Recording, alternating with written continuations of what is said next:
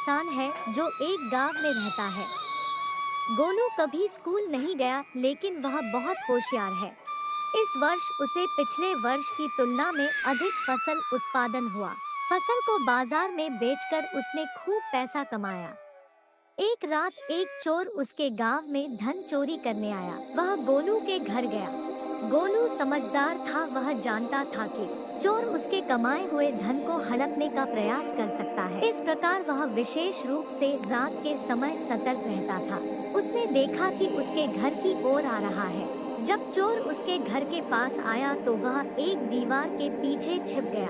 गोलू जानता था कि चोर बाहर छिपा है, इसलिए वह ऊंची आवाज में कहने लगा कि भगवान का शुक्र है कि इस साल मैंने बहुत पैसा कमाया, पर कोई नहीं जानता कि मैंने उसे कुएं के पास आम के पेड़ पर छिपा रखा है।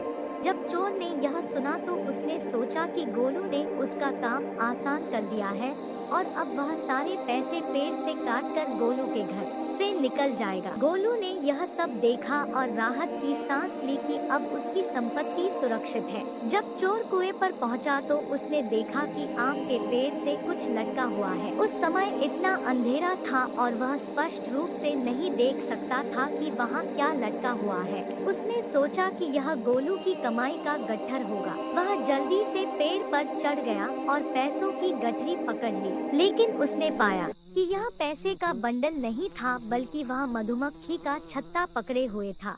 उसे एहसास हुआ कि उसे गोलू ने बहकाया है और अब उसने मधुमक्खियों को बहुत क्रोधित किया है। वह वहाँ से दुम दबा के भाग गया और फिर कभी वापस नहीं आया। गोलू अब एक अमीर किसान है।